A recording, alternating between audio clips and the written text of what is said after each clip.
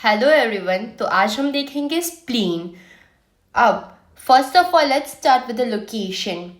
Where is spleen located in our body? Spleen is located between stomach and diaphragm. As you can see, stomach in front and diaphragm at posterior side. What is the location in which quadrant? It is located in upper left quadrant, partly in epigastric region, and most of its part is in left hypochondrium region. It can be tetrahedral in shape or wedge in shape. What are the dimension of it? What is the shape? What is the color of spleen? It is dark purple color. Usually it's non-palpable. It is soft and highly vascular. What are the dimensions? So for dimensions, हम dimensions याद करने के लिए एक mnemonic याद रखेंगे 1 3 5 7 9 11। 1 inch जो होता है स्प्लीन हमारा थिक रहता है, 3 इंच मोटा रहता है और 5 इंच लंबा रहता है और 7 ऑन्स उसका वेट रहता है और वो 9th और 11th रिब के बीच में रहता है। So this is the mnemonic to remember the dimensions of the spleen 1 3 5 7 9 11। 1 inch thick, 3 inch wide, 5 inch long, 7 ounce weight और under 9th to 11th ribs.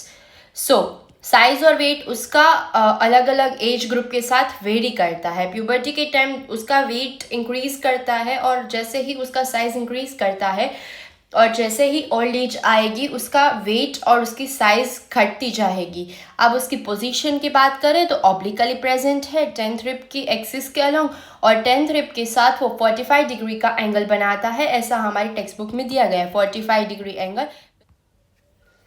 अब हम देखते हैं उसके एक्सटर्नल फीचर्स। उससे पहले उसकी एनाटॉमिकल पोजीशन डिस्क्राइब करनी पड़ेगी। तो एनाटॉमिकल पोजीशन के लिए पहले हम देखेंगे superior border, inferior border, anterior और पोस्टीरियर। पहले जो अंदर हाइलम वाला पोर्शन है उसे हमें याद रखना है, वो एंटीरियर होता है और पीछे वाला जो होता है ये डायाफ्रैगमेटिक सरफेस है जो पूरा स्मूथ रहता है और अंदर वाला थोड़ा सा अनइवन रहता है, वो एंटीरियर पोस्टीरियर हो गया। अब हम देखते हैं उसकी border, superior border, intermediate border और इंफीरियर बॉर्डर। इंटरमीडिएट बॉर्डर होती है उस पर हाइलम दिखता है। अब हम उसका कैसे एनाटॉमिकली उसको रिप्रेजेंट करेंगे, कौन सा इंटीरियर एंड है कौन सा पोस्टीरियर एंड है। तो उसके लिए करेंगे क्या, देखना है जो सुपीरियर बॉर्डर है वो उसको कॉनकेव सरफेस मिला है। जो सुपीरियर जो सरफेस होता है वो ऐसे कॉनकेव बना रहता है, ये कॉनकेविटी दिख रही है सुपीरियर पे और वो आगे जाके एंटीरियर एंड के साथ मर्ज होता है और इंफीरियर जो है पीछे पोस्टीरियर एंड के साथ। इसीलिए हमने बोला कि वो ऑब्लिकली प्रेजेंट होता है। एंटीरियर एंड जो होता है वो थोड़ा सा बाहर निकला हुआ होता है और जो पोस्टीरियर एंड होता है वो क्या रहता है, मीडियली डाउनवर्ड और बैकवर्ड आता है। ऐसे हमने उसकी एनाटॉमिकल पोजीशन बता दी। अब हम उसका डिटेल एक्सटर्नल फीचर्स देखते हैं। उसमें क्या है, 2 एंड है, एंटीरियर एंड है और पोस्टीरियर एंड है।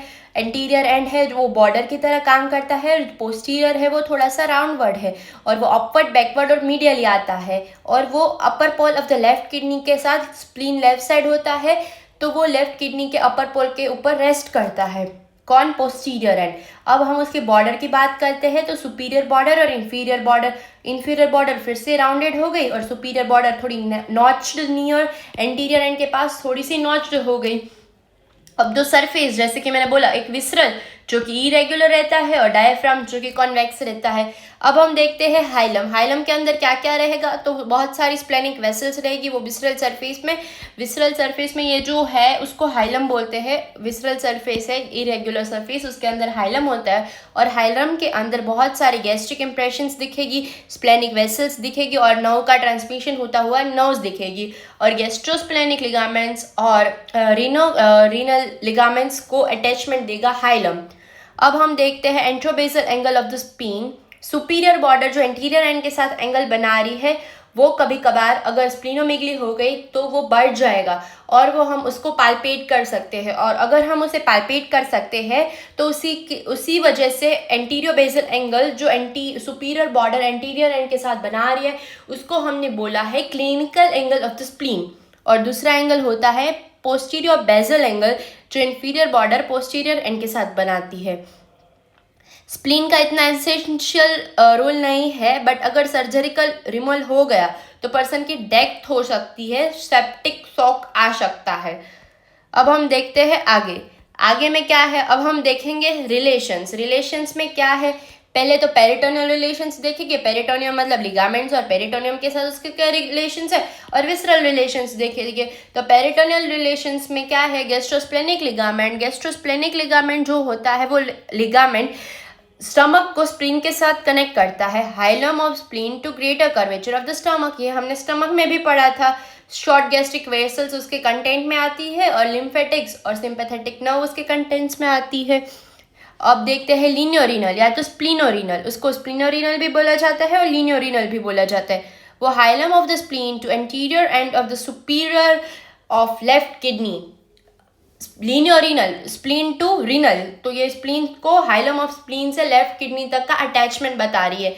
अब उसमें क्या आएगा, एक टेल ऑफ पेनक्रियाज आएगी, ये टेल ऑफ पेनक्रियाज है, स्प्लेनिक वेसल्स आएगी और सिंपैथेटिक नर्व आएगी, और फ्रेनिकोकॉलिक लिगामेंट, ये फ्रेनिकोकॉलिक है जो ये बीच में स्प्लीन है, फ्रेनिकोकॉलिक, ये एक्चुअली नॉट अटैचमेंट, और उसका स्प्लीन के साथ कोई अटैचमेंट नहीं है, बट स्प्लीन के एंटीरियर जो सरफेस है उसको प्रोटेक्ट करती है, उसके साथ वो कवर देती है। कौन, फ्रेनिकोकॉलिक लिगामेंट। फ्रेनो मतलब डायफ्राम और कॉलिक मतलब जो नीचे ट्रांसवर्स कॉलन होते हैं लार्ज इंटेस्टाइन के, वो तो उसका अटैचमेंट देती है। कौन, फ्रेनिकोकॉलिक लिगामेंट।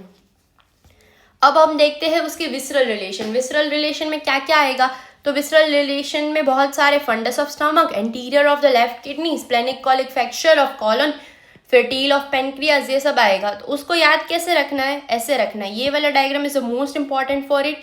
ये दिया गया है, ये एंटीरियर एंड है, ये पोस्टीरियर एंड है, और ऐसे स्प्लीन दिया गया है।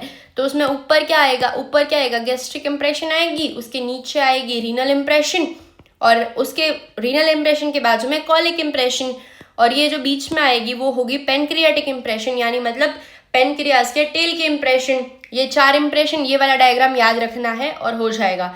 और डायफ्रैग्मेटिक सरफेस पे क्या होते हैं, प्लूरा रिसेसेस होते हैं जो डिवाइड करते हैं स्प्लीन और डायफ्राम को। अब हम देखते हैं उसकी एट्रियल सप्लाई। तो atrial supply is very easy. Atrial supply के लिए हम या तो ये डायग्राम याद कर सकते हैं या तो फिर ये याद कर सकते हैं। उसमें क्या है, सिलियाक ट्रंक। सिलियाक ट्रंक कहाँ से आती है, एब्डोमिनल अओर्टा की डायरेक्ट ब्रांच है सिलियाक ट्रंक। अब सिलियाक ट्रंक एक देती है स्प्लेनिक आर्टरी। स्प्लेनिक आर्टरी जो होती है सिलियाक ट्रंक से splenic artery hilum of spleen तक जाती है। स्प्लीन तक जाते जाते यहाँ पे जो टेल ऑफ पेनक्रियाज है उसमें 5 ब्रांच देती जाएगी। एक लेफ्ट गैस्ट्रो एपिप्लोइक ब्रांच देगी, और एक पेनक्रियाज के हेड के लिए देगी, और एक शॉर्ट गैस्ट्रिक ब्रांच देगी। ये शॉर्ट गैस्ट्रिक ब्रांच दे रही है स्प्लीन। पेनक्रियाज के हेड के लिए 5 सेगमेंटल ब्रांच, और फंडस ऑफ स्टमक के लिए, और लेफ्ट गैस्ट्रो एपिप्लोइक आर्टरी। ये 4 ब्रांच कौन देती है, स्प्लेनिक आर्टरी, और फिर स्प्लीन के हाइलम में जाके स्प्लीन को सप्लाई करती है। Venus drainage same it is, superior mesenteric, left gastro epiploic, फिर यहाँ से पोर्टल वेन बनेगी, या दोनों मिक्स होकर पोर्टल वेन बनेगी। यहाँ से लेफ्ट गैस्ट्रो एपिप्लोइक आएगी, शॉर्ट गैस्ट्रिक वेन्स, और ये सब मिक्स होके पोर्टल वेन बन जाएगी एट लास्ट। अब हम देखते हैं लिम्फेटिक ड्रेनेज। लिम्फेटिक ड्रेनेज में क्या है, पेरिएट्रियल लिम्फ नोड्स प्रेजेंट शिफ्ट होती है पल्स नाम की वाइट पल्प में प्रेजेंट। लिम्फेटिक जो होती है स्प्लीन की वो सुपीरियर पैनक्रियाटिक में जाती है, और इंफीरियर पैनक्रियाटोडेडेनियल लिम्फ नोड्स में जाती है, और फिर जाके वो सीलियाक लिम्फ नोड्स में मर्ज हो जाती है। नर्व सप्लाई में सिंपैथेटिक सीलियाक प्लेक्सस से वो वाइसोमेटर होता है, और स्मूथ मसल को वो सप्लाई करता है। The most important thing is function of spleen, that is reservoir of RBC, RBC graveyard, phagocytosis of micro organism अगर कोई इन्फेक्शन हुआ तो। और जब हम किड होते हैं, हमारे अर्ली एज ऑफ चाइल्डहुड में हमारा प्रोड्यूस करते हैं हेमेटोपोएसिस, दैट इज लिम्फॉइड ऑर्गन, और लिम्फॉइड ऑर्गन की तरह भी काम करती है वेस्क्यूलर सेगमेंट। वेस्क्यूलर सेगमेंट जो होता है स्प्लेनिक आर्टरी, स्प्लीन का superior upper part of the spleen और lower part of the spleen, 2 vessels होती है arteries, upper end superior end inferior. तो बीच में एक एवेस्क्यूलर जोन रह जाता है जहाँ पे कोई आर्टरी सप्लाई करने नहीं जाती, उसको हम एवेस्क्यूलर जोन बोलते हैं। और वहाँ से अगर कोई स्प्लीन में तकलीफ हुई तो segmental resection of the spleen यहाँ से होता है। This was about something clinical about the spleen. So thank you for watching.